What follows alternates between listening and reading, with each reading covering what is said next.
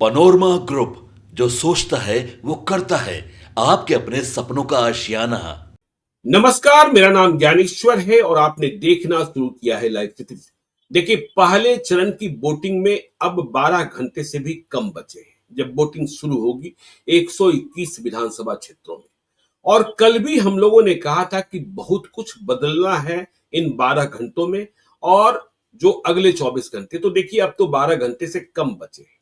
इस बीच कार्तिक पूर्णिमा, आज कार्तिक पूर्णिमा का स्नान पटना में गंगा गंगा पतित पावनी गंगा, बड़ी संख्या में लोग आते हैं, महिलाएं आती हैं, दूर दूर से आती हैं।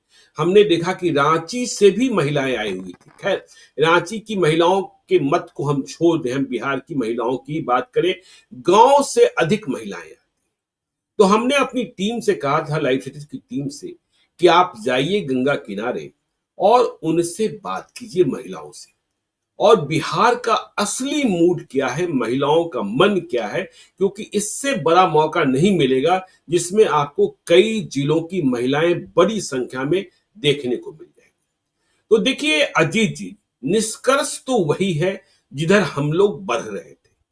महिलाओं ने कहा और महिलाओं की बातें जो हमने सुनी, उसका परिणाम यह निकलता है कि नीतीश कुमार का मजाक उड़ाया जाना, पिछले कई महीनों से मजाक उड़ा रहे थे विपक्ष के नेता, मजाक उड़ाया जाना इस चुनाव में महंगा पड़ गया। इस चुनाव में महंगा पड़ गया। 12 घंटे से भी कम वक्त बचा है वोटिंग प्रारंभ होने में। महिलाओं को नीतीश कुमार का अपमान ठीक नहीं लगा है। महिलाएं मान रही हैं कि नीतीश कुमार ठीक है और महिलाओं का मत यह भी है कि नीतीश कुमार अंतिम बार वोट मांगने के लिए 2025 के चुनाव में, इसके बाद वह वोट मांगने नहीं आएंगे 2029 या 30 में। तो अंतिम बात तो उन्हें मत देना ही देना है। मतलब महिलाओं ने इतना तक कह दिया, कुछ महिलाओं ने, कि भगवान के समक्ष साक्षी होकर मैं यह कह रही हूं।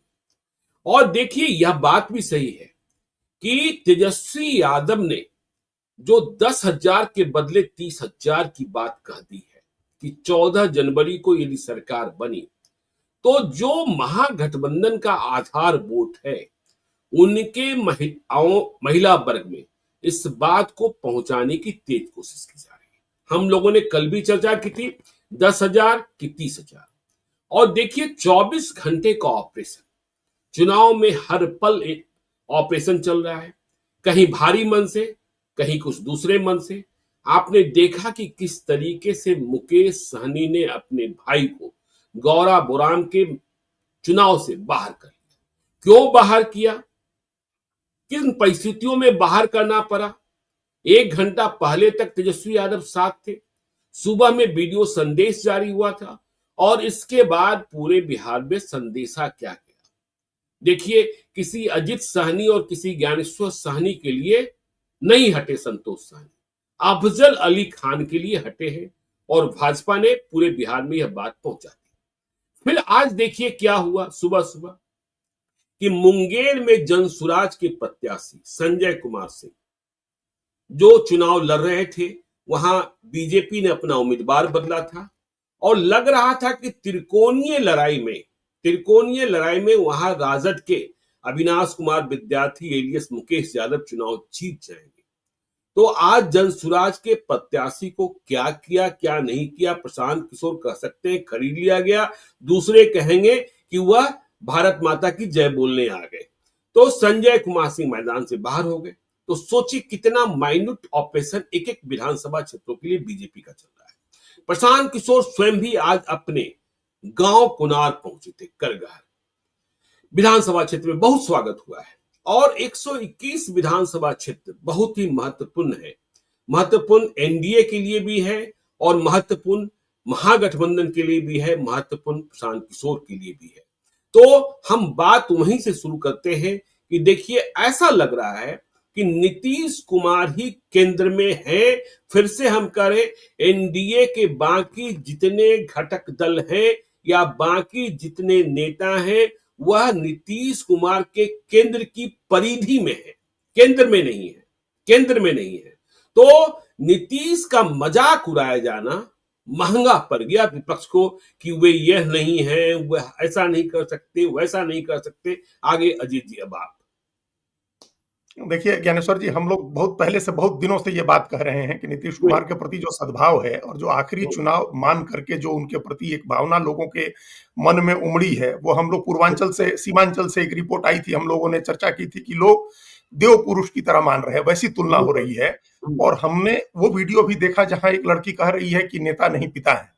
मतलब उस तरह से महिलाएं देख रही हैं, नौजवान मतलब यंग लड़कियां देख रही हैं जिन्होंने जो उनके इस 20 साल के कार्यकाल में पली बढ़ी हैं, बड़ी हुई हैं, वो सब कह रही हैं, जो परीक्षा की तैयारी कर रही हैं, उनको भी यकीन है कि नीतीश कुमार हमको नौकरी देंगे।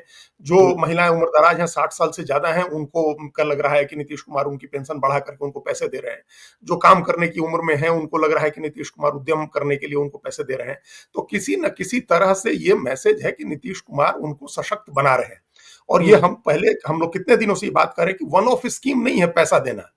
बिल्कुल। तेजस्वी यादव कहेंगे कि हम 30,000 रुपया देंगे, तो उस तरह की स्कीम नहीं है कि हम 10,000 रुपया दे रहे हैं।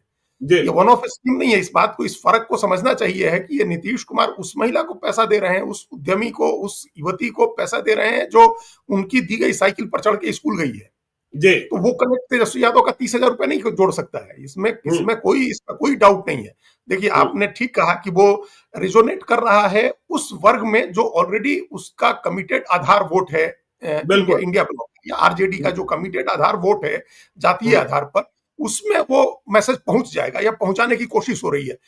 अब उसमें भी उसका कारण हमको ये समझ में आ रहा है ज्ञानेश्वर जी कि हम लोग 3 दिन से जब चर्चा परसों भी किए थे, तो यही था ना कि वो वोट टूट सकता है, उस वोट में भी टूट हो सकती है। जो 81% का स्ट्राइक रेट नीतीश का हुआ, हम लोग बात कर रहे थे, तो उसका कारण तो यही लग रहा ना था कि यादव की भी समाज की महिलाएं और मुस्लिम समाज की भी थोड़ी महिलाएं वो नीतीश कुमार की तरफ रुझान दिखा रही हैं।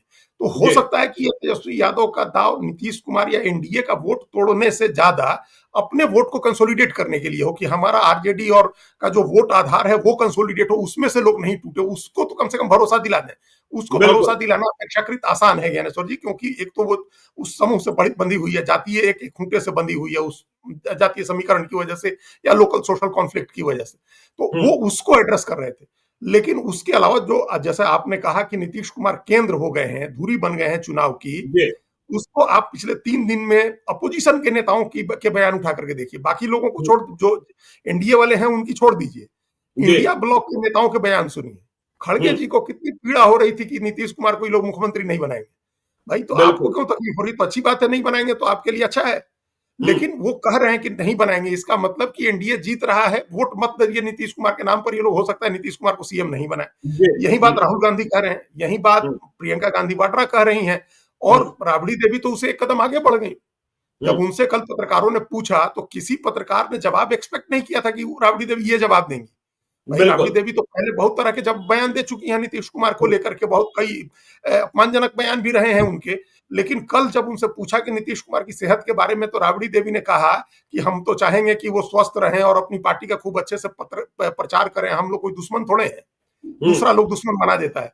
तो इस बयान का क्या मतलब है? अब आप चाहे आरजेडी हो, चाहे कांग्रेस पार्टी हो, सब आदमी को दोस्ती दिख रही है नीतीश कुमार से, सब आदमी को दोस्ती याद आ रही, सबको याद आ रही, कोई दुश्मन नहीं है हमारे। क्योंकि आपने जो दुश्मनी निभाने वाले बयान उनको लेकर के दिए हैं, उसका ग्राउंड पर बड़ा भारी नुकसान हुआ है समूचे इंडिया ब्लॉक को। जो बातें कही गई हैं नीतीश कुमार के लिए, और ये तब कही गई जब किसी भी काम में कोई लैक नहीं हुआ, आम जनता के किसी भी काम में कोई कमी नहीं आई। यही बात हमको लोगों ने कहा था, पहले भी कहा था कि भाई बीमारी कौन सा, भूल जाने वाली बीमारी कौन सी बीमारी होती है? तो हम लोग का काम तो सब हो रहा है भाई। हम लोग का याद है कि पैसा आ जाए तो फिर भूल जाते हैं, तो उससे हमको क्या लेना देना कि भूल जाते हैं? उम्र में सब आदमी भूल जाता है। आप कहते रहे अचेत अवस्था में हैं, आप कहते रहे रिमोट कंट्रोल से सरकार चलाई जा रही है, गुजरात के लोग चला रहे हैं, तो ये सारी बातें अब शांत हो गई। अब राबड़ी देवी कह रहे हैं कि हम कोई दुश्मन थोड़े हैं, वो अच्छे से प्रचार करें, अपनी पार्टी को संभालें। तो उनकी पार्टी की चिंता अब राबड़ी देवी भी कर रही है। तो ये इसका मतलब है कि चुनाव नीतीश कुमार के नाम पर हो रहा है। अगर ये इस बात को, इनको ग्राउंड फीडबैक है एनडीए को, इंडिया ब्लॉक को, कि नीतीश कुमार के नाम पर वोट हो रहा है, और अगर जनता ने मान लिया कि नीतीश कुमार को बनाना है और नीतीश वर्सेस तेजस्वी चुनाव है, तो फिर इंडिया ब्लॉक की कोई लड़ाई नहीं रह जाएगी। वो लड़ाई से बाहर हो जाएंगे। तो इसलिए ये प्रोग्राम शुरू हुआ कि अपना कोर वोट जो 32% का है, जिसमें पिछली बार कैंडिडेट की वजह से 5% और जुड़ा था, उस 37% को कंसोलिडेट करो। उस 37% की महिलाओं को 30,000 रुपए का के लिए बताओ कि हम 14 जनवरी को 30,000 रुपए दे देंगे, उनको कंसोलिडेट रखो, कम से कम वो वोट रहे। बाकी चीजें तो अब उसके बाद ग्राउंड पर जनता तय करेगी। उनको उनको हमको नहीं लग रहा है कि वो वोट तोड़ पाएंगे एनडीए की महिलाओं का, क्योंकि हम आप सब आदमी देखे, कई वीडियोज हमने देखे सोशल मीडिया में, चूंकि ऐसी जगहों पर आजकल तो हजारों की संख्या में इन्फ्लुएंसर बिहार में घूम रहे हैं और ऐसी जगह जा रहे हैं जहां हम आप या हमारा आपका रिपोर्टर नहीं जा रहा है। तो वहां उन लोगों ने कहा, उन नीतीश कुमार के बारे में जो सद्भाव लोगों ने दिखाया कि भाई पैसा नहीं आया है तो आ जाएगा, या हमको 10,000 का नहीं, हमको 1100 रुपए का महीना आ रहा है। रोजगार के लिए लोगों ने पूछा कि भाई तेजस्वी कह रहे हैं कि हर परिवार में एक रोजगार देंगे, आपको उस पर भरोसा है, या 1 करोड़ रोजगार और नौकरी का वादा कह रहे हैं, मतलब तेजस्वी तो कह रहे हैं कि हर परिवार को एक सरकारी नौकरी देंगे, किस पर भरोसा है आपको? तो लोगों को यह भरोसा है कि नीतीश कुमार की बात पर हमको भरोसा है कि वो नौकरी देंगे, हम उसकी तैयारी कर रहे हैं। तो परीक्षा की तैयारी कर रही लड़कियां ये कह रही हैं। तो एक तो ये बात हो गई। दूसरी बात क्या है ज्ञानेश्वर जी, की नीतीश कुमार पिछले 20 साल से बिहार की अस्मिता के प्रतीक बन गए हैं। बिहार की पहचान, जो जिस तरह से पहचान एक समय लालू यादव से होती थी और बड़े मजाकिया सेंस में होती थी, जोकरी के सेंस में होता था, वो लोग बिहार के लोगों को लोग लालू यादव के साथ जोड़ करके उसी जोकुलरली देखते थे, लोग जोक की तरह देखते थे। नीतीश कुमार के समय से सीरियसली बिहार के लोगों को लिया जाने लगा और किसी न किसी मुकाम पर नीतीश कुमार ने बिहार की उपराष्ट्रीयता का मुद्दा भी किसी न किसी बहाने उठाया। हाथ पाल में वो पीछे हट गए, लेकिन उन्होंने उठाया। तो वो एक प्रतीक के तौर पर लोग नीतीश कुमार को देखते हैं कि बिहारी अस्मिता का प्रतीक है। उनको अपमान करने का मतलब बिहार का अपमान आप कर रहे हैं, और वो भी ऐसी स्थिति में जब नीतीश कुमार किसी का अपमान नहीं करते हैं, किसी के बारे में वो अनाप शनाप नहीं बोलते हैं, अपशब्द नहीं बोलते हैं। तो ये बात भी उनके पक्ष में जा रही है ज्ञानेश्वर जी। ये बात उनके पक्ष में जा रही है। और देखिए एक बात और है कि देखिए नीतीश कुमार, जब उनका मजाक उड़ाया जा रहा था, कहा जा रहा था कि वो कमजोर हो गए हैं, तो इस चुनाव में बैकवर्ड बनाम फॉरवर्ड करने की कोशिश की जा रही थी। लेकिन लोकतंत्र की खूबसूरती देखिए और बिहार में सामाजिक सद्भाव देखिए कि बिहार के चुनाव में 12 घंटे पहले हम कह रहे हैं बैकवर्ड फॉरवर्ड की लड़ाई नहीं हुई। मोकामा के तनाव की बात भूल जाइए। हाँ, 2 बातें हुई कि तेजस्वी यादव ने यदि भूमिहारों को टिकट दिया तो भूमिहार भी अब बहुत ज्यादा गुस्से में नहीं है, हैं? और इसका फायदा आपको कहां दिखाई पड़ रहा है? इसका फायदा लालगंज में दिखाई पड़ रहा है, इसका फायदा दिखाई पड़ रहा है, इसका फायदा जहानाबाद में दिखाई पड़ रहा है। लेकिन जो यह हो रहा था कि नहीं बैकवर्ड बनाम फॉरवर्ड पूरा चुनाव हो जाएगा, तो बैकवर्ड बनाम फॉरवर्ड नहीं हुआ है। और नीतीश कुमार और बीजेपी के भी जहां यादव हैं, वहां यादवों का मत भी मिल रहा है, यह बात भी है। तो लोगों ने इस बात को समझा है कि बिहार में आपसी भाईचारे को फिर से 1995 की तरह बिगाड़ना नहीं है जैसा चल रहा है। और कल देखिए नवभारत टाइम्स दिल्ली के पॉलिटिकल एडिटर नरेंद्र नाथ आए हुए थे, उन्होंने एक बड़ी अच्छी बात कही कि देखिए 1990 के बाद, जो 1990 के पहले जो भूमिहारों की दबंगई थी, ब्राह्मणों की दबंगई थी, राजपूतों की थी, वो जब खत्म हुई है, कम हुई है, ये अपने को संयमित कर लिए हैं, ज्यादा शिष्टाचारी हो गए हैं। अब यादवों की गत भी वैसी ही होने वाली है क्योंकि अब जमाना ईबीसी का है। हाँ बिल्कुल ठीक बात है ये। वो तो अब जैसे अभी जो चेंज हो रहा है, पॉलिटिकल फलक्रम चेंज हो रहा है, जिसकी हम लोग चर्चा करते रहे, उसमें यह है कि अब यादव के बाद कुर्मी का हो गया, एक गैर यादव गैर कुर्मी में कुशवाहा की बारी है, जो कुशवाहा अपने को देख रहे हैं, फिर मल्लाह भी जग गए हैं, धानुक भी जगे हैं, सारी जातियां अपनी जगी हैं। लेकिन यही हम लोगों ने एक दिन एट लेंथ चर्चा की थी कि नीतीश कुमार ने जो फ्रेगमेंटेशन किया कास्ट का, वो जो 26% ईबीसी जाती है, हिंदू ईबीसी, 10% तो मुस्लिम ईबीसी है, 26% जो हिंदू ईबीसी है उसमें 80 जातियां हैं। तो उन 80 जातियों का कोई नेता तो है नहीं सर्वमान्य, और न वो कोई एक मोनोलिथिक ग्रुप है, होमोजेनस ग्रुप तो है नहीं, अलग अलग सामाजिक आर्थिक स्थितियां हैं उनकी। तो और उनका जब तक नेता आएगा, सब जाति का नेता जब तक उभरेगा, तब तक नीतीश जी की पारी कहां चली जाएगी, कब तक खत्म हो जाएगी, वो सब खत्म हो गई रहेगी। लेकिन तब तक नीतीश कुमार ही उनके नेता है, या नरेंद्र मोदी ही उनके नेता है, क्योंकि नरेंद्र मोदी की भी आइडेंटिटी अति पिछड़ा समाज की बनाई गई है, बताया गया है लोगों को, ये बात बताई गई है, मतलब बजाबता सभाओं में लोगों को बताया गया है। तो ईबीसी का जो समय है वो आएगा, उन जातियों का समय, लेकिन वो बहुत, उसमें भी समय लगेगा। देख रहे हैं ना हम लोग, मल्लाह की राजनीति को इस्टेब्लिश होने में तो 10 साल लग गए ना, 11 साल लग गए, हम लोग देख ही रहे हैं, ज्यादा ही लग गए उससे। तो इतना समय तो लगता है, वो लगेगा। उसके पहले तो नीतीश कुमार, अभी तो ये चुनाव है, आगे का चुनाव है, उस समय तो नीतीश कुमार और नरेंद्र मोदी ही नेता हैं उस वर्ग के। और हम्म। दूसरी बात जो ये एक जो आपने कहा, ये जो अगड़ा पिछड़ा वाली लड़ाई, वो तो निश्चित रूप से नहीं हुई किसी कॉन्स्टिट्यूएंसी टू कॉन्स्टिट्यूएंसी। देखिए कहीं नहीं हुई है, ये लड़ाई नहीं हुई है, और धारणा परसेप्शन के स्तर पर भी नहीं हुआ है। और बिल्कुल तमाम बीजेपी के कई नेता कम्युनल पोलराइजेशन की भी कोशिश कर रहे हैं, वो भी हमको नहीं नहीं हुआ, दिख रहा नहीं है। हुआ। वो भी नहीं दिख रहा है कि उस तरह से कोई तनाव बन गया हो, वो भी नहीं दिख रहा है। तो ये भी हम्म। नीतीश कुमार की एक खासियत है कि उन्होंने सोशल कम्युनल जो तनाव पैदा नहीं होने दिया बिहार में। जो हम्म। उनका एक नारा है कि नीतीश सबके हैं, तो उन्होंने सबके लिए काम किया। तो क्यों भाई, अन्याय से ही तो आंदोलन पैदा होता है। अब आप किसी बिल्कुल एक वर्ग के खिलाफ अन्याय करेंगे तो आंदोलन खड़ा होगा। आप नहीं कर रहे जी। हैं, आप सबके लिए काम कर रहे हैं, तो आंदोलन नहीं खड़ा होगा। तो ये नहीं खड़ा हुआ हम्म। नीतीश कुमार के खिलाफ आंदोलन। कोई हम्म। उनके खिलाफ नाराजगी, गुस्सा नहीं था। पूरे चुनाव में नहीं दिखा ऐसा गुस्सा जो उनको उखाड़ फेंके। ये हम लोग बहुत दिन से ये बात कर रहे हैं। तो जाति नहीं हुआ, धर्म नहीं हुआ। नीतीश कुमार के खिलाफ जो एंटी इनकम्बेंसी होनी चाहिए थी, सत्ता विरोधी जो लहर होनी चाहिए थी, वैसी कोई लहर नहीं पैदा हुई। और हमको ये हम्म। बड़ी हैरानी है ज्ञानेश्वर जी, बहुत कमियां हैं सरकार में। हम लोग बहुत बार बार बात कर चुके हैं, पलायन को सही लेकर बात, के, सही शिक्षा बात। को लेकर के, स्वास्थ्य जी। को लेकर के। लेकिन 20 साल से एक व्यक्ति मुख्यमंत्री है और इतना पावरफुल अपोजिशन है, इसके बावजूद उनके खिलाफ कोई माहौल आप नहीं बना पाए, कोई मुद्दा हम्म। खोज करके आप नहीं ले आ पाए। हम्म। इससे पता चलता है कि आपकी चुनावी रणनीति, अपोजिशन की चुनावी रणनीति कितनी खराब है। हम्म। आप कैसे काल्पनिक मुद्दों पर या कैसे छोटे छोटे मुद्दे पर आप चुनाव लड़ रहे हैं। आप सरकार के खिलाफ करप्शन का इशू नहीं बना पाए, महंगाई का मुद्दा नहीं बना पाए, आप बेरोजगारी पलायन का मुद्दा नहीं बना पाए, आप किसी चीज का मुद्दा नहीं बना पाए। मुद्दे देखिए कहां चले गए। एक जानकार व्यक्ति कह रहे थे, समाजशास्त्री हैं, पढ़ाते भी हैं और बड़े मानिंद हैं, कि देखिए चाहे महागठबंधन है या जनसुराज पार्टी है। देखिए जनसुराज पार्टी ने तो बहुत बड़ा अभियान चलाया, पदयात्रा की, तो उसने इतने बनाया मुद्दा। आंदोलन।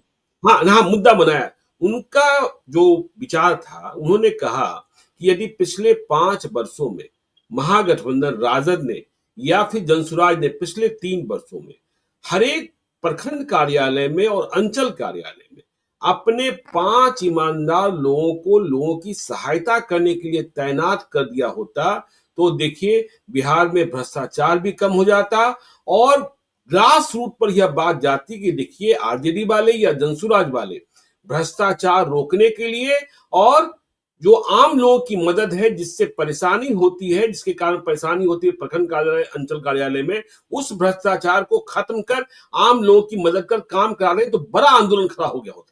हाँ, तो वही तो जरूरत उसी बात की ना। अपोजिशन तो जी। सड़क पर लड़ता है, अपोजिशन जी। सड़क पर उतरा ही नहीं। प्रशांत हम्म। किशोर एक उतरे तो उनके पास पार्टी नहीं थी, उनको 2 काम एक साथ करने थे, 3 काम बल्कि एक साथ करते, चेहरा स्टैब्लिश करना था, बदलाव के लिए लोगों को तैयार करना था, मुद्दे स्टैब्लिश करने थे, और अपनी पार्टी का संगठन, अपनी पार्टी का ढांचा भी खड़ा करना था। तो वो नहीं, उनके साथ समस्या थी। ये काम आरजेडी कांग्रेस जो समूचा महागठबंधन है वो कर सकता था इस काम को। बिल्कुल। उनके पास लोग भी थे, वोट भी है, एक बड़ा समूह भी है जो उनका समर्थन करेगा ग्राउंड लेवल पर।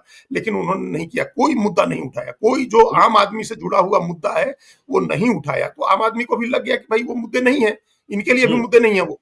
और नीतीश कुमार इसका मतलब उसमें ठीक कर रहे हैं। तो वो उन लोगों ने नीतीश कुमार को स्वीकार कर लिया अपना, उनके खिलाफ कोई गुस्सा उनके मन में नहीं पैदा हुआ।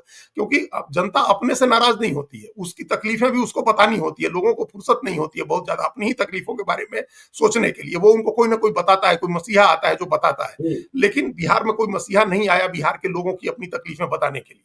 तो इस वजह से कोई समस्या, कोई एंटी इनकम्बेंसी नहीं खड़ी हुई। और उस बीच नीतीश कुमार एक एक दिन अपनी जो राजनीति की बिसात है वो बिछाते गए। उन्होंने रिप्रेजेंटेशन की पॉलिटिक्स को इतना बारीक, इतने महीन तरीके से स्टैब्लिश किया है कि आज हर जाति ये सोच रही है कि उसको अपनी जाति का एमएलए बनाना है जी। और उसकी जाति का एमएलए, अगर उसकी पार्टी उसकी जाति का कैंडिडेट है, किसी भी पार्टी ने दिया है, तो उसके पीछे खड़े होना है, उसको वोट देना है, उसको चुनाव जितवाना है। तो ये जो पॉलिटिक्स, आप इस पॉलिटिक्स में के सबसे माहिर खिलाड़ी नीतीश कुमार है। भाई लालू यादव की पार्टी में तो 52 यादव ही आपने टिकट दे दिए और 20 आपने 18-19 आपने मुसलमान दे दिए। तो 70 कैंडिडेट तो आप कैसे ही हो गए। 50% कैंडिडेट, 32% आबादी के आपने 50% कैंडिडेट दे दिए। 14% आबादी को आपने 52 टिकटें दी, लगभग 44-45%। तो इस तरह से सीट डिस्ट्रीब्यूशन किया आपने, अनइवन डिस्ट्रीब्यूशन हुआ ये। नीतीश कुमार ने इसमें क्या थोड़ी सावधानी बरती, और वो हम लोग बार बार कहते रहे हैं कि कोयरी कुर्मी धानुक को उन्होंने पर्याप्त संख्या में टिकट दी, फिर भी उतना नहीं गए जितना तेजस्वी यादव गए। और उसके बाद हर छोटी छोटी जाति को उन्होंने एडजस्ट किया अपनी पार्टी का टिकट देकर के। तो इस रिप्रेजेंटेशन की पॉलिटिक्स में वो जातियां तो जुड़ी ही इनके साथ, एक समूह के रूप में भी ईबीसी उनके साथ जुड़ा। और महिलाओं की बिल्कुल। बात हम लोग कर चुके हैं कि महिलाएं उनके साथ किस वजह से जुड़ी, जो एक कंटिन्यूटी थी उनकी पॉलिसी की, उस पॉलिसी कंटिन्यूटी के कारण महिलाएं उनके साथ जुड़ी। तो जब आप राजनीति किस आधार पर चुनाव लड़ेंगे? चुनाव लड़ने का आपका आधार होता है कि आपके पास सरकार आपने चलाई है 20 साल, तो आपके खिलाफ प्रो इनकम्बेंसी है या नहीं है, मतलब या एंटी इनकम्बेंसी कितनी मात्रा में है, आपके बिल्कुल। पास एजेंडा आगे के लिए है या नहीं है। तो हुँ, ये देखिए कितनी कितनी होशियारी से बार बार संजय झा इस बात को कहते रहे, दूसरे लोग तो कम कर रहे हैं, नीतीश कुमार भी कह रहे हैं कि हम करेंगे, लेकिन जी, संजय झा ने हर समय कहा कि हमने लॉन्च पैड तैयार किया है बिहार का, बिल्कुल, और ये बिल्कुल। वो लॉन्च पैड है जहां से विकास की एक बड़ी छलांग बिहार को लगानी है, आप अब गलती मत करिए इसमें। तो हुँ, इस बात को अगर आप बारीकी से देखें तो आपको भी लॉन्च पैड दिखेगा कि भाई सही बात। तमाम जो नए एयरपोर्ट बन रहे हैं, नई सड़कें बन रही हैं, फ्लाईओवर्स बन रहे हैं, और पॉलिसी बन रही है, इंडस्ट्रियल पॉलिसी बन रही है, इन्वेस्टमेंट की पॉलिसी बन रही है, प्राइवेट इन्वेस्टमेंट बिहार में आना शुरू हुआ है। तो इस लॉन्च पैड से अब टेक ऑफ करना है बिहार को। हुँ, मतलब एनडीए इस नैरेटिव को एस्टेब्लिश करने में कामयाब हो गया, उस वर्ग को, उस आकांक्षी वर्ग को जिसको प्रशांत किशोर एड्रेस कर रहे थे, उस बिल्कुल। आकांक्षी वर्ग को उन्होंने वो कामयाब हो गए ये बताने में कि बिहार अब लॉन्च पैड पर खड़ा है, और इस बार अगर एनडीए की सरकार आएगी तो डबल इंजन की सरकार होगी, और वो डबल इंजन की सरकार टेक ऑफ करा देगी, अब विकास की बड़ी छलांग बिहार लगाएगा। अभी तक हम इंफ्रास्ट्रक्चर तैयार कर रहे थे, जब आप चल कहिएगा कि अभी हम इंफ्रास्ट्रक्चर तैयार कर रहे थे तो कोई इस बात से बिल्कुल। इनकार नहीं कर सकता। हम लोग जी, खुद ही हम सोच नहीं सकते थे ज्ञानेश्वर जी कि हम एक दिन पटना के गंगा के उस पार जाएंगे और 4 कॉन्स्टिट्यूएंसी घूम करके, मतलब हम 12 बजे निकलेंगे और 5:30 आपके ऑफिस में वापस आ जाएंगे, सही बात, ये हमने सही कभी बात। नहीं सोचा। हुँ, या हम जहानाबाद और अरवल जाएंगे और हम 6 बजे तक 7 बजे तक वापस आ जाएंगे, 10 घंटे 8 घंटे में, तो नहीं हमने सोचा था। लेकिन आज ये संभव हो रहा है कि आप जाइए, कहीं भी जाइए और पहुंच जाइए, चले आइए, तो इससे तो कोई इनकार नहीं कर सकता है।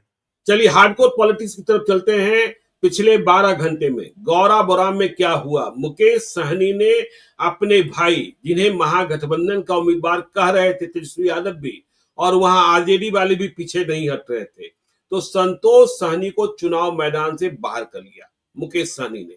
यह बड़ी बात हुई। और आज मुकेश सहनी तेजस्वी यादव के साथ हेलीकॉप्टर से भी नहीं हुए। देखिए, कहा यह जा रहा है कि वह दरभंगा में कैंप किए हुए हैं क्योंकि दरभंगा में उनके उम्मीदवार हैं। लेकिन ये बड़ी बात है। और गौरा बराम में भी देख रहे हैं कि भाई ऐसा ना हो कि सहनी अब आरजेडी को वोट ही न दे। लेकिन कल चुनाव मैदान से बाहर हो जाते हैं उनके भाई, मुकेश सहनी इस बात का ऐलान करते हैं, और आज बड़े भाई छोटे भाई साथ नहीं जाते हैं। और दूसरा जो मुंगेर में हुआ कि आज जनसुराज के प्रत्याशी संजय कुमार सिंह बैठ गए, और उधर प्रशांत किशोर करगहर पहुंचे हुए थे। तो ये हार्डकोर पॉलिटिक्स। ये हम लोग उस वो इसमें सबसे इंटरेस्टिंग पॉलिटिक्स जो है वो मुकेश सहनी की पार्टी वीआईपी की है, आरजेडी की है। ये दिखावा हो रहा था ऊपर से, मुकेश सहनी उप मुख्यमंत्री के दावेदार घोषित हो गए थे, लेकिन अब आप जब सीट ही नहीं जीतेंगे तो उप मुख्यमंत्री या मंत्री भी कुछ भी कैसे बनेंगे अगर आपके पास सीटें नहीं आती हैं तो उनको आप सीटें देखिए, 15 सीट कहा कि 15 सीट दी गई, अभी इफेक्टिवली वो 10 सीट लड़ रहे हैं, 10 ही सीट लड़ रहे हैं ना। उनके एक उम्मीदवार का नॉमिनेशन कैंसिल हो गया, एक उम्मीदवार का बाबू बरही में नाम वापस करा दिया गया, अभी उनके भाई को बिठा दिया गया, 2 सीटों पर या 1 सीट पर अभी भी फ्रेंडली फाइट हो रही है। तो वो पिछली बार, हाँ हाँ, चैनपुर में पिछली बार वो जितना लड़े थे उतना ही वो सीट लड़ रहे हैं, 10 या 11 सीट लड़ रहे हैं अभी वो। दूसरी बात ये है कि जो पिछली बार 11 लड़ के एनडीए में जो 4 सीट जीते थे, उस 4 में से अब उनको एक भी सीट नहीं मिली है। उनकी चारों मजबूत सीट होगी तभी तो 11 में से 4 जीते थे वो। तो पहले ही उनसे बोचहा ले लिया था, साहेबगंज ले लिया था और अलीनगर ले लिया था। ये तीनों सीटें आरजेडी ने पहले ही ले ली थी, और गौरा बराम बाद में ले लिया। गौरा बराम बचा हुआ था तो वहां खेला कर दिया आपके साथ कि आपको जो है, ये कल जब ये लोग एयरपोर्ट जा रहे थे हेलीकॉप्टर से उड़ने, तब ये वीडियो जारी हुआ कि हमारे भाई को वोट करिए, संतोष सहनी हमारे भाई हैं। और आपने उसके 2 दिन पहले चिट्ठी लिख करके अफजल अली को पार्टी से निकाला था। उस चिट्ठी पर भी विवाद है, उस चिट्ठी पर विवाद है कि वो चिट्ठी सत्य है कि नहीं है, इस नहीं पर ही है, विवाद हो गया है। क्योंकि ज्ञापान निश्चित का पत्रान जो है वह क्या पता नहीं कुछ उल्टा पुल्टा है उसमें। वो निश्चित रूप से होगा क्योंकि हमको पूरे प्रक्रिया पर संदेह है। अगर आप ईमानदारी से होते तो आपने जिस दिन उसको निकाला, कि ऐसा थोड़े हो सकता कि तेजस्वी यादव उसको बुला करके कहते कि तुम बैठ जाओ, और वो नहीं बैठता, और नहीं बैठता तो आप कहे थे कि हम कोर्ट में जाएंगे, तो कहे नहीं कोई कोर्ट में गया। बिल्कुल। या क्यों नहीं आपने अपील की उनके खिलाफ, मुस्लिम भाइयों से क्यों नहीं अपील की कि आप इनको छोड़िए, इनको वोट मत करिए और मुकेश सहनी के भाई को दीजिए? आप क्यों जाकर के हाथ जोड़ रहे थे उनके सामने कि हमारी उनसे बात होती है, हम उनका आगे ध्यान रखेंगे? ये सब बातें कहने की क्या जरूरत थी? तो इसका मतलब कहीं ना कहीं पहले दिन से इस मामले में हमको लग रहा है कि खेला हो रहा था। तेजस्वी यादव ईमानदार नहीं थे इस मामले में, जैसे वो नरकटियागंज के मामले में ईमानदार नहीं है, जैसे कहलगांव के मामले में नहीं है, जैसे वैशाली के मामले में नहीं है, वैसे ही गौड़ा बौराम के बारे में भी वो ईमानदार नहीं थे। उनके मन में कहीं ना कहीं खोट था कि आखिरी समय तक आते आते इस मामले में हमको खेला करना है, मैसेज कर देना है कि यादव जो है वो मुसलमान को वोट करे। अफजल अली जीत जाएगा तो जीतेगा तो टेक्निकली तो आरजेडी का ही विधायक रहेगा ना, वो तो लालटेन छाप से ही लड़ रहा है, रहेगा तो आरजेडी का ही। तो और ये था कि मल्लाह वोट दे देंगे संतोष सहनी को और सुजीत सिंह को अपना वोट आएगा बीजेपी का, तो वहां हमारा यादव मुसलमान से हमारा कैंडिडेट जीत जाएगा। इस ये खोट था उनके मन में। अब हमको लग रहा है कि इस बात को भांप गए मुकेश सहनी की ये सारा खेल जो हो रहा है भाई को निपटाने का खेल हो रहा है, तो उन्होंने प्रीएम्प्ट कर दिया इसके पहले कि इधर से खेला होता और आज कत्ल की रात को मैसेज जाता कि सब आदमी वोट करिए अफजल अली को, उसके पहले उन्होंने खेला कर दिया। और ऐसा खेल हुआ है ज्ञानेश्वर जी कि अब पूरे बिहार में कहीं भी मल्लाह इंडिया ब्लॉक को वोट नहीं करेगा। मतलब पूरे बिहार की बात हम करें, गौड़ा बोराम तो नहीं करेगा। देखिए गौड़ा बोराम में हम पहले कई बार कहे हैं कि ट्रेडिशनली मल्लाह जो है वो मुस्लिम उम्मीदवार को वोट नहीं करता है, वो नहीं करता, उसका कॉन्फ्लिक्ट है, वो नहीं करता है। और अब यहाँ तो ये घटनाक्रम हुआ कि संतोष सहनी को बैठना पड़ा अफजल अली के कारण, तो यहाँ तो नहीं करेगा, लेकिन अब पूरे बिहार में भी नहीं करेगा, वो नहीं करेगा मल्लाह इनको वोट। वो वोट एक तरह का जो ईबीसी का पूरा वोट का कंसोलिडेशन इस हार्डकोर पॉलिटिक्स के कारण हम यहाँ इसमें एक पॉलिटिकल जो एक्यूमेन को हम मुकेश सहनी के पॉलिटिक्स को इसमें हम थोड़ा बेटर मान रहे हैं कि वो समझ गए समय रहते, उन्होंने समझ लिया कि उधर खोट है मन में, उधर नहीं कुछ देना है हमको, और वो लोग अंत में मैसेज करेंगे कि यादव अभी वोट करे अफजल अली को, तो उन्होंने पहला ही कदम चल दिया।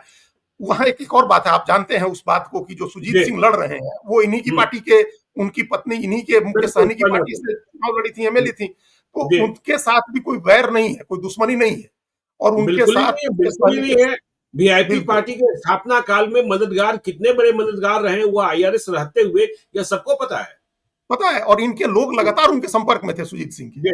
तो ये एक तात्कालिक लाभ है कि सुजीत सिंह हमेशा जो है अब आपके मुरीद रहेंगे, आपके साथ बने रहेंगे, आगे भी आपने उनकी एक मदद कर दी। दूसरे अपना चेहरा फेस सेविंग किया, क्योंकि ये पता चल गया था उनको कि उनके भाई तीसरे स्थान पर रहेंगे इस लड़ाई के बावजूद। लड़ाई अफजल अली वर्सेज सुजीत सिंह ही हो रही है, और ये कल हमको उन्हीं के एक बहुत क्लोज आदमी ने कहा कि भाई चुनाव तो हिंदू मुसलमान हो गया है वहां, तो उसको हिंदू मुसलमान के चुनाव में तो फिर क्या वोट मिलेगा संतोष सहनी को, वोट ही नहीं मिलेगा। आप अगर जमानत जब्त हो जाती है, आप सोचिए मुकेश सहनी के प्रदेश अध्यक्ष की, उनके भाई की अगर गौड़ा बोरा में जमानत जब्त हो जाती, राष्ट्रीय अध्यक्ष, क्या प्रतिष्ठा बचती उनकी। तो ये जो इसलिए उन्होंने प्रीएम्प्ट किया, उन्होंने वापस कर लिया, और एक दिन का प्रतीकात्मक विरोध करके, कल से हो सकता है वो जाएं या नहीं जाएं वो अलग बात है, अब जाएं नहीं जाएं उसे फर्क नहीं पड़ता है। पूरे बिहार में ये मैसेज हो गया कि ईबीसी वोट, मल्लाह का वोट वो नहीं जा सकता है, क्योंकि तेजस्वी यादव और उनकी पार्टी की राजनीति अलग है और उस राजनीति के दायरे से वो बाहर नहीं निकल सकता। बिल्कुल मुसलमान जिताना है, यादव जिताना है, और उसकी कीमत पर जिताना है, मल्लाह की कीमत पर जिताना है, कुशवाहा की कीमत पर जिताना है, भूमिहार की कीमत पर जिताना है, ब्राह्मण की कीमत पर जिताना है। उसको हरा करके अपने सहयोगी पार्टी के इन जाति के उम्मीदवारों को हरा करके अपना यादव या मुसलमान जितवाना है। तो ये राजनीति लोग समझ गए हैं, मुकेश सहनी समझ गए, और उन्होंने एक दाव चल दिया अपना। अब इसका बड़ा नुकसान होगा, हार्डकोर पॉलिटिकल नुकसान। कल चुनाव है, आज कत्ल की रात है, ये मैसेज हो गया कि मल्लाह वोट नहीं करेगा, इंडिया ब्लॉक को नहीं करेगा। हो सकता है कि कांग्रेस को करे, क्योंकि राहुल गांधी ने अच्छा सद्भाव दिखाया है मुकेश सहनी के लिए। हो सकता है कि उनके जहां उम्मीदवार हैं, खासतौर से बेगूसराय खगड़िया के इलाके में, वहां कुछ वोट मिल जाए, लेकिन बाकी जगह नहीं जाएगा। एक तो ये बात हो गई जो इनकी महागठबंधन के लिए जी जनसुराज। हाँ, तो देखिए पूरे मुंगेर जिले में जो उनको डॉक्टर साहब बोलते हैं ना, कागज के डॉक्टर, जो ललन सिंह को जो माना जाता है, तो वो अपनी कॉन्स्टिट्यूएंसी में इस बार इतनी बारीकी से काम कर रहे हैं कि हम हैरान है कि भाई इतना बड़ा उनके ऊपर जिम्मा है। अभी नीतीश कुमार की अनुपस्थिति में जो आदमी प्रधानमंत्री के बगल में खड़ा हो रहा है, तो एक एक सीट के लिए वो काम कर रहे हैं। मोकामा का काम तो उन्होंने कर ही लिया, और मोकामा का जो रिपल इफेक्ट है, उसके पहले कोलेटरल बेनिफिशियरी लखीसराय में विजय सिन्हा हो रहे हैं। उनके खिलाफ जो माहौल था, जो वोट बंटता दिख रहा था, वो मोकामा इफेक्ट में एकजुट हो गया। ललन सिंह चले गए उनके यहाँ, जाकर के रैलियां की, पदयात्रा की, उनका समर्थन किया उन्होंने, और उस बीच मोकामा हुआ, तो वो वहां रिपल इफेक्ट हुआ। लखीसराय उनका बचा।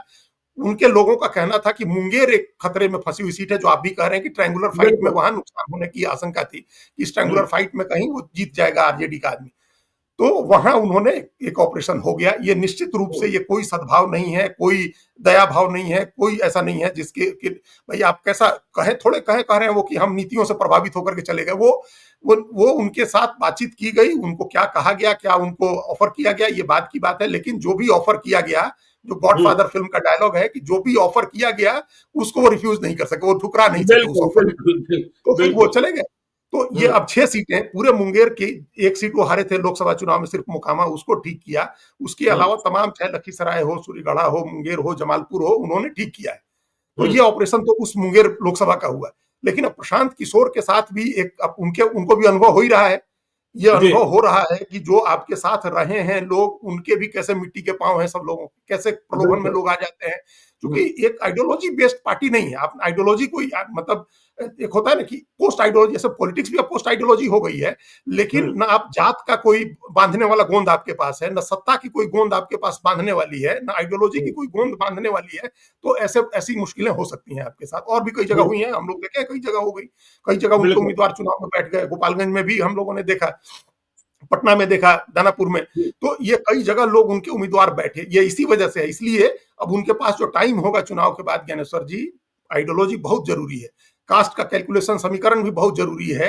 अगर आपके पास सत्ता की गोंद नहीं है जोड़े रहने के लिए, देखिए बीजेपी जेडीयू के पास तो एक सत्ता की गोंद है। कितने ही लोगों को तो हम लोग बताते हैं कि देखे नहीं हम लोग की कितने लोगों को बोर्ड और निगम में एडजस्ट कर दिया, सबकी नाराजगी पहले ही दूर कर दी। सरकार के पास इतनी सारी चीजें होती हैं, वो एक गोंद है जो आपके पास नहीं है। तो आइडियोलॉजी और कास्ट का कॉम्बिनेशन, ये गोंद एक बनाना होगा जिससे आप जोड़ करके रख सकें लोगों को। तो चलिए, गोद बनाना होगा और अब वोटिंग होगी, मतलब कल सुबह वोटिंग होगी और फिर शाम को हम लोग बताएंगे कि 121 विधानसभा क्षेत्रों में हुआ क्या।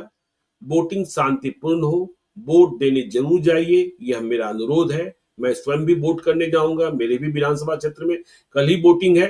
कोई वोट मांगने नहीं आया है, लेकिन नोटा भी नहीं दबाऊंगा, वोट तो दूंगा। तो देखते रहिए लाइव सीरीज को। यदि अब तक आपने हमारे यूट्यूब चैनल लाइव सीरीज को सब्सक्राइब नहीं किया है तो जरूर कर लीजिएगा। और यदि इस वीडियो को आप फेसबुक पेज के माध्यम से पेज को लाइक कीजिएगा, हैंडल एक्स पर भी हमें फॉलो कीजिए। धन्यवाद।